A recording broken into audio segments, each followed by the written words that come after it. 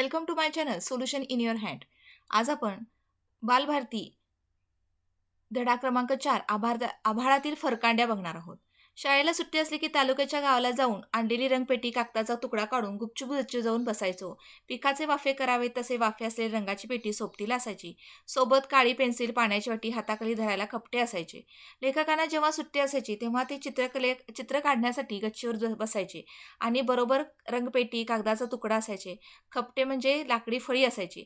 चित्र काढणे मला सोपे वाटायचे, परंतु घरच्यांना आवडायचे. मन मात्र सांगायचे, चित्र काढले तर बिघडले कुठे? गुरुजी वर्गात चित्रकलेचा विषय घेऊन द्यायचे. आपण आपले राजे, चित्र काढा आणि रंगवा. गुरुजींनी दिलेले चित्र न काढता लेखक काय करायचे? त्यांच्या मनाची चित्र काढायचे. घे ब्रश, मार फरकांड्या. फरकांड्या म्हणजे वेडेवाकड्या रेषा. पुढे पुढे ही सवय अंगवळणी पडली. रंग, पेन्सिल, रबर, कागद हे रविवारचे मित्र बनले. झाडाकडे बघावे, झाड काढावे. घराकडे बघावे, घर काढावे. घोडा, उंट, मांजर यांना तर कायम वेटीला धरले. बिचारे हाती लागले नाही तर चंद्र आणि सूर्याला झाडावरून येताना दाखवायचो. माणसांना रस्त्यावरून जाताना तर कधी वाटीला धक्का लागला तर गढूळ पाणी मांडीवर रंगाने गढूळ झालेले पाणी मांडीवर सांडायचे आणि चड्डीचे एक बाजू आपोआप रंगीत व्हायची. एका दुसरे बोट तोंडावर लागायचे. कागदावरील चित्र रंगून पूर्ण व्हायच्या आधीच कधी नाक, केसाची बोट, कधी हाताची पाठ बोटे रंगाने माखलेली असायची. लेखकांनी काय करायचे तर रविवारचे कोण मित्र होते त्यांचे? तर रंग, पेन्सिल, रबर, कागद हे त्यांचे रविवारचे मित्र होते. झाडाकडे बघून झाड काढायचे, घराकडे बघून घर काढायचे. घोडा, उंट, मांजर यांचं सुद्धा चित्र काढायचा प्रयत्न करायचे. तर कधी चंद्राला, सूर्याला झाडावरून येताना दाखवायचे, तरी कधी माणसांना रस्त्यावरून चालताना दाखवायचे. हे सगळं करताना कधी कधी वाटीला धक्का लागायचं आणि त्यांच्या चड्डीची एक बाजू काय व्हायची? रंगीत व्हायची. कधी कधी त्यांची केसाची बट, कधी नाक, कधी हाताची पाची बोटं सुद्धा काय व्हायची?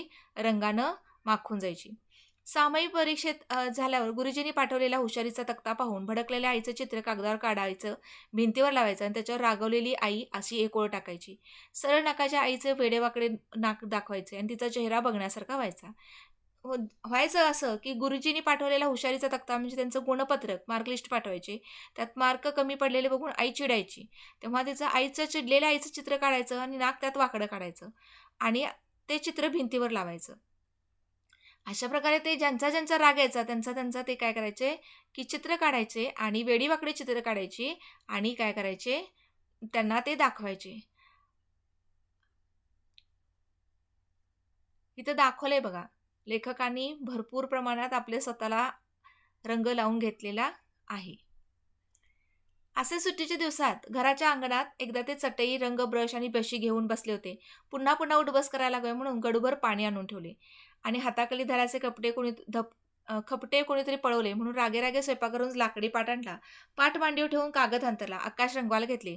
बशीत 2 थेंब पाणी टाकून निळा, तांबडा, जांभळा रंग कालवला. तिन्ही रंगाचे ओघळ एकत्र झाले आणि त्याचा छान रंग बघला. बघता बघता बशीतच आकाश अवतरले.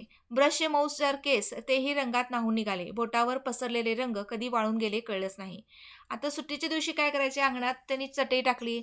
मस्तपैकी कागद वगैरे घेऊन ते रंगवायला बसले. पण खपटे नव्हते म्हटल्यावर त्यांनी काय केलं? स्वयंपाकघरातील लाकडी पाट आणला आणि नंतर काय केलं? एका बशीत पाणी घेतलं आणि त्याच्यामध्ये निळा, तांबडा रंग टाकला.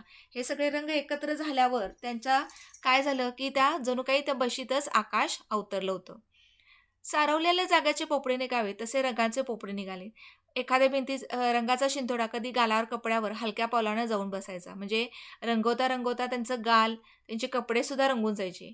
त्याचं एक भिरभिरतं आभाळ व्हायचं. चोर पावलाने अंगणात आलेली आई प्रेमाने चापट मारून म्हणायची, "तू आकाशाला रंगवतेस की स्वतःला? चल मी आकाश रंगवून दाखवते." असे म्हणत ती जवळ बसायची. आकाश रंगवायला कुंचला रंगात बुडवायची. क्षाने पंख फडफडावे तसे तिच्या हाताचे व्हायचे. रंगाने भरलेली बोटे इकडे तिकडे लागल्यावर कशी दिसत असेल माझी आई?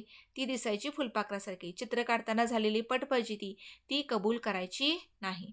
मग व्हायचं काय की लेखकाला काय करायचे? रंगवायला बसले की आई तिथं यायची आणि बघायची काय करतोय मुलगा आपला. म्हणला ती त्याला म्हणायची, "अरे स्वतःला रंगवतोयस की आकाशाला रंगवतोयस?" असं म्हणून ती स्वतः रंगवून दाखवायला बघायची. पण तिचे हात थरथरायचे. त्यालाच पंख फडफडावेत असं म्हटले आहेत.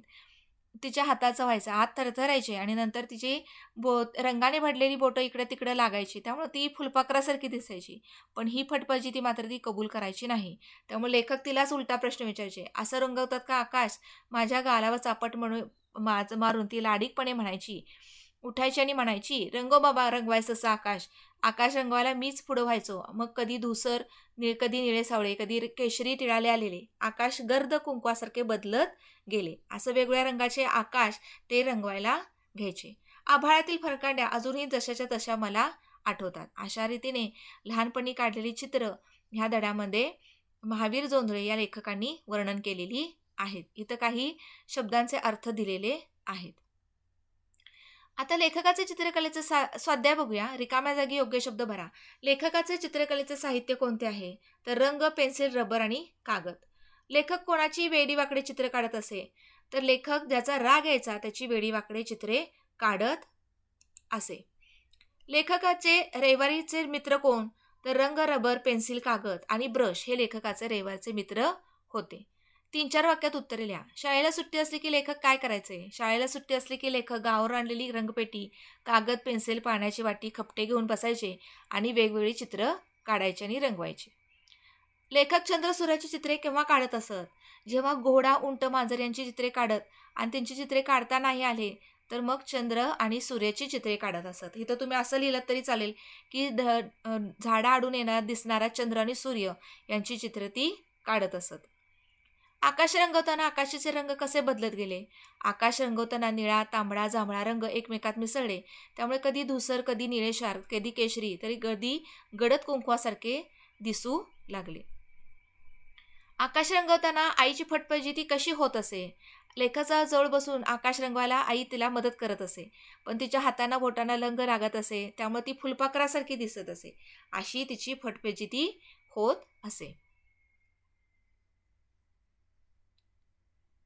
रिकाम्या वेळात तुम्हाला काय करायला आवडते? तर रिकाम्या वेळात चित्र काढायला, पुस्तके वाचायला, खेळायला आवडते. ह्याच्याशिवाय तुम्हाला वेगळ्या काही गोष्टी करायला आवडत असतील तर तुम्ही इथं लिहू शकता. चित्र करताना रंग सांडतील तुमचे काय मत आहे? चित्र काढताना थोडे रंग सांडले तर हरकत नाही, पण स्वच्छता राखून काळजीपूर्वक चित्र काढावे. या पाठाला दुसरं कोणतं शीर्षक तुम्ही सुचवाल? तर चित्रांची रंगीत दुनिया किंवा रंगांची मजा असं तुम्ही शीर्षक लिहू शकता. लिहिते होऊया. झाडे बोलू लागली तर 6 ते 8 वाक्य लिहायचं. झाडे बोलू लागली तर ती आपल्याला खूप काही सांगतील. आमची काळजी घ्या. झाडे आपल्याला शुद्ध हवा, फळे, सावली देतात. ती आपल्याला त्यामुळे आपण काय केलं पाहिजे? जास्तीत जास्त झाडं लावायला सांगतील. झाडे तोडू नका असेही ते सांगतील. आणि झाडाचे संरक्षण केले पाहिजे. त्यामुळे पर्यावरण सुंदर आणि स्वच्छ राहील. इथं विरुद्धार्थी शब्द लिहायचे. मऊला कठीण येतं, मित्राला शत्रू, सरळला वाकडे. इथं आपल्याला काय करायचं आहे? खालील कोष्टकात काही रंगांची चित्र साहित्याची नावं लपलेली आहेत, ती शोधा आणि ती नावे आपण इथं काय करायचंय? इथं गोल करून दाखवलेले आहेत. इथं कागद, पांढरा, बशी, पाणी, केशरी, ब्रश, पिवळा, त्याच्यानंतर पेन्सिल, जांभळा, तांबडा, लाल अशी वेगवेगळी रंगांची नावं आहेत आणि काही रंग साहित्य सुद्धा इथं आहे. त्याला तुम्ही इथं सर्कल करून दाखवलेलं आहे. खालील वाक्यातील विशेषणे ओळखा. सुजाण माणसे सर्वांना मदत करतात. आता विशेषण म्हणजे काय? तर नामाबद्दल अधिक माहिती सांगणारा शब्द म्हणजे विशेषण. आता इथे नाम कोण आहे? तर माणसे नाम आहे. माणसाबद्दल कुठल्या शब्दांना अधिक माहिती सांगितली आहे? तर सुजाण. म्हणून सुजाण हे काय झालं तुमचं? तर विशेषण झालं. आज मी तिखट भाजी खाल्ली. भाजी हे तुमचं काय आहे? नाम आहे. भाजी हे काय आहे? नाम आहे. आणि ती भाजी कशी होती? तिखट. भाजीचं वर्णन तिखट या शब्दाने केलेलं आहे, म्हणून तिखट हा काय झाला? विशेषण. जंगलात हिंस्र प्राणी होते. हिंस्र प्राणी हे नाम आहे आणि हिंस्र हे काय झालं? विशेषण झाले. राजा दयाळू होता. राजा हे काय आहे? नाम आहे आणि दयाळू हे काय आहे? विशेषण आहे.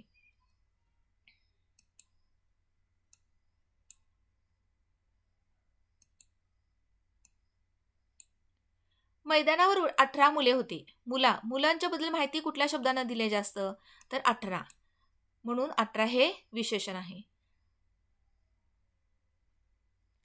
नाम आणि विशेषण यांच्या जोड्या जुळवा आणि लिहा.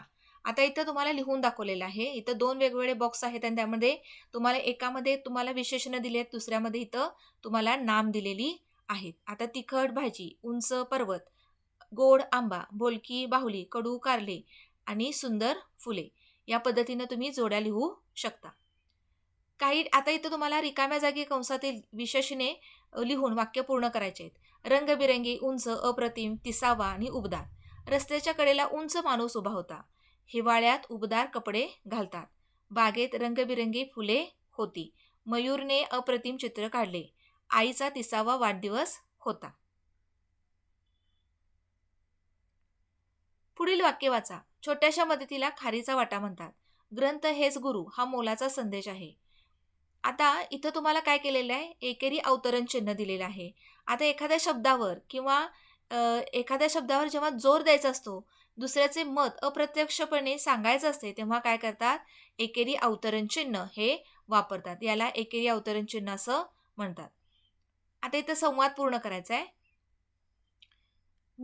मी म्हणालो, काका तुम्ही कशा चित्र काढत आहात? चित्रकार म्हणाला, मी सुंदर निसर्गाचे चित्र काढत आहे. मी म्हणालो, तुम्ही हे चित्र कोणत्या रंगाने रंगवणार? चित्रकार म्हणाला, मी हिरवा, निळा, पिवळा, तपकिरी रंग वापरणार आहे. मी म्हणालो, मला चित्र काढायला शिकवाल का? चित्रकार म्हणाला, हो नक्की. रोज सराव केलास तर तूही चित्र काढू शकशील. मी म्हणालो, धन्यवाद काका. अशा रीतीने आपण आज आभाळातील फरकांड्या